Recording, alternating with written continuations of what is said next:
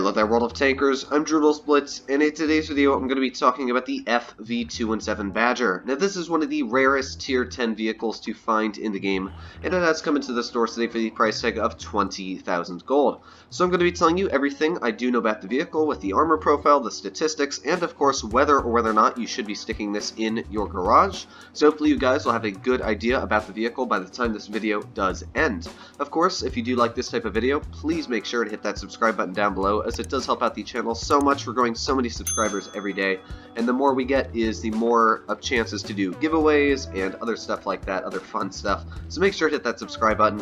But without that, let's get straight into the statistics. Getting straight into it, the Badger has a very healthy amount of hit points, sitting at 2,000 for the Tank Destroyer class. And while that is a very healthy amount of hit points, I will say it's not super strong anymore, because the Badger is a very, very heavily armored tank destroyer. So I'm running it just like any other heavy tank in the game up in the front lines. And the issue is that while yes, 2,000 is very healthy for a tier 10 tank destroyer, most tier 10 tank destroyers are sitting at the back of the map doing their job there. When you're running this up on front lines against, let's say, a mouse that has almost 1,000 hit points more than you, it really doesn't work out that well when you're trying to take them out. You may have a much higher DPM, but they're still able to bounce shells and hit you back if they do have shots in your lower plate, your track wheel. So I do think that this tank needs a bit of a hit point buff because the heavy tanks received one, but that is just my opinion. Looking at the base damage per minute, it is sitting at 3,450, which is a crazy amount. That means that you have almost 1,000 more than tanks like an IS-4, IS-7. You are easily going to be tearing into them, ripping them into shreds. And with the standard penetration of 280, it's definitely not spectacular for a tier 10 tank destroyer, but going up against heavy tanks, you're easily going to be able to pen upper plates of tanks like IS-7s again. Even a mouse, you can easily penetrate the cheeks without even having to load premium. And of course, if you do find yourself coming up against a vehicle that you just can't penetrate with the premium rounds, well, you're going up to 370 millimeters of premium penetration, which is crazy. You're easily going to be penning pretty much anything you do go up against. Even the upper plate of a mouse stands no chance to the premium pen on this vehicle. Now, a bit of a downside, you're probably reading, and it says Hesh Mark 1 on the premium shells for the Hesh. Unfortunately, while it does say Hesh, it carries no special benefits. In fact, the Hesh shells on this tank are the worst Hesh shells I've ever seen in my life. Only 65 millimeters of pen, which is completely awful, and as well, it only deals 550 average damage. Now, if you're looking at every 12.8 in the game, you compare that to a mouse's, well, it's dealing 600 average damage, just like the average 12.8 HE average damage.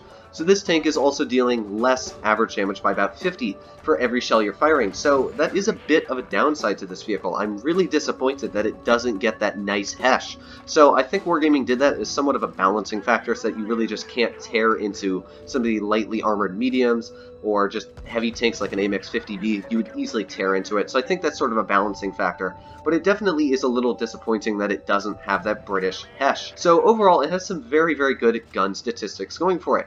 Looking at gun handling, base aiming time, 1.72 seconds. That is second best in class. That is excellent. So you're easily going to be aiming in on opponents. And even dispersion values at 0.299 is excellent, even for the tier 10 tank destroyers. So aiming time and dispersion values are not a problem on this tank, or are they? If you were buying this tank on World of Tanks Blitz, you would not see the dispersion factors when moving, rotating the tank, or rotating the turret. This tank doesn't have a turret, but it just means like moving the gun mantlet. This tank has some of the worst values on moving and rotating the tank. It's 0.260 on both, which is awful. Just to put that in perspective, I have actually just cursed this tank out some videos because it is so annoying, because you're trying to shoot at people and they back up after they shoot. So of course you're driving forwards, let's say you're on a ridge using your gun depression, and they've shot at you, they bounce the shell, so you're driving forwards to shoot them back. Well, as soon as you try to drive forwards, because dispersion factors when moving are awful, the gun immediately blooms, you snap your shell at the lower plate, and what's that? It completely misses off to the side of the vehicle. So that is an extremely annoying thing about this tank, which you wouldn't think about unless you actually broke it down, but it is extremely annoying to play this tank and deal with how many shells it can miss when you are trying to move it. Nice thing is, after shot, it actually does have a very nice dispersion value of 4.0.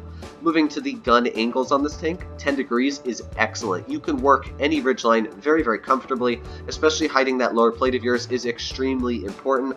The gun elevation is 20 degrees. Again, if anybody's above you, that is something that is extremely important. Again, you're easily going to be able to shoot up at them. Most tank destroyers do struggle to penetrate people above them, so that is one thing that this tank will not struggle with at all. Aiming arc is a little bit of a downside on this tank. It is only 10 degrees to the right and 10 degrees to the left. So if somebody is trying to flank you, yeah, that is where this tank extremely does not excel in. You'll notice that it weighs a very, very large amount. It's 62.90 tons. So where there comes big weight, especially for the British tank destroyer line, well, yeah, it's pretty much like any other AT. It's sitting at only a 30 km/h top speed and 12 backwards. Now 30, in my opinion, is actually very balanced for the top speed of this tank forwards. 30 makes it easily able to come up and fight the heavy tanks as long as you can read the lineup and you know where they're going. You're easily going to be able to get there in time, just like any E100 or a mouse. And it's honestly not that bad on the top speed because its effective power to weight ratio is 10.90, which doesn't sound great, but it honestly keeps it at around 25 to 30 km/h at all times. The big issue I find with this tank is the traverse speed at 26.73 degrees a second. That is awful. If there's somebody that's trying to flank you, they will easily flank you. You have to make sure that medium tanks are constantly not coming near you because it is so easy to get behind this tank. If you're ever going up against this thing in a medium and you've got a medium buddy, literally all you have to do is have one aim at the front of it, and a Badger cannot multitask at all. It would fail working at Starbucks because if you have two people in front of you, one medium, all it has to do is get behind you and the other one has to distract, and that's pretty much it. You're pretty much rendered useless by then. You're taken out within seconds, and that is one extremely annoying thing about the tank again. It's just how easily it is flanked and taken out. So this tank has some very good statistics going for it and some very bad ones at the same time. So let me break into the armor profile and show you what is really good about the tank again and also what is very, very bad. Looking at the frontal armor of the Badger, you can see it is completely red on the superstructure. It's ranging upwards of 330 millimeters thick pretty much everywhere. The weakest spots are the little side boobs at only about 318 millimeters thick, which is still extremely hard to pen. Any standard rounds are pretty much not going to have a chance of getting through this vehicle.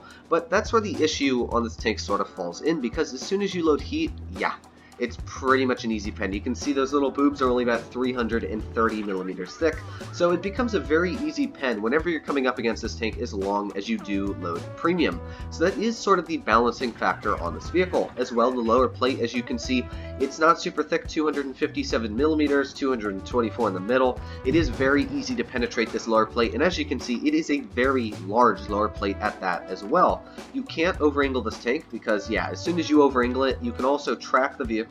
239 millimeters thick is very easy to penetrate. You can see even that much of an angle, which in a tank like an E100 you could easily do, but you cannot do that in this tank. Its frontal track wheel is not super thick, just like most of the British vehicles. So that is one other very, very easy thing to do in this vehicle, is if you're in a tank like an E5 and an E100, just shoot that front track wheel. Not only are you tracking it, you're stopping it, you're also damaging it in the same place. It's extremely slow on the turning speed. The side armor on this vehicle, 167 millimeters thick, is actually decent for bouncing shells at an okay angle, but as soon as you can overmatch that, it's very easy to penetrate it. And as well, the rear armor, 38 millimeters thick on the upper part, 38 millimeters thick on the lower part. It is extremely easy to penetrate this vehicle. Any high explosive rounds at tier 10 are easily going to be penetrating the armor on this rear. So this tank does come with 10 degrees of gun depression, which means that, yeah, if you're getting this thing in a hold down position, look at how thick that frontal armor is. 420 millimeters thick, 480. It is extremely hard, pretty much near impossible to penetrate this vehicle in angles when it is using 10 degrees of gun depression. In fact, the only spot you can pen is the gun mantlet you can see, which is very hard to hit if this tank is wiggling the gun back and forth, which I wouldn't suggest to do because it makes it bloom so much, but it is extremely hard to penetrate this vehicle if it is using its gun depression. So you can see the Badger has its ups and it also has its downs going for it. I do want to say, do not get fooled by these replays in the background. These are the best games I've pulled out in the Badger in quite some time, and while these games do look very, very convincing, I've also had my fair share of games where I'm instantly taken out by medium tanks flanking me Yagpan's E100's easily penning the front of my tank, a 183 that's unexpectedly sitting in the back, hits a Hess shell on my side and pretty much nukes all my hit points away. There's a very easy way to take out this vehicle as well as how well it does play in other scenarios. And in my opinion, this is one of the hardest tanks to play in Blitz because you always have to be paying attention, you always have to know what's going on, when to push, when to hold. In my opinion, I'd say if you pick up this vehicle, you want to stay about 75% in on the heavy flank. So what I mean by that is don't be up in the front line with your E100, your IS4s, but don't also be sitting in the back with your tank destroyers. Be right in the front, but just behind your other buddies. That way they can take the shots for you because, as I said, the armor isn't spectacular when you are frontline in this vehicle, but you're still able to output a crazy amount of DPM, and when you think it's safe, then you can push up, take the shells, and completely obliterate the enemy. But arriving to the big final question, is the Badger worth the 20,000 gold price tag? In my opinion, I honestly don't think it is. It's about $50, $60 to pick up the tank, which isn't terrible. If you're a tank collector or you're just a player that really wants to get this vehicle, I don't blame you. It is a fun vehicle, you will have your ups, you will have your downs in it, but overall I do enjoy my experience running this tank.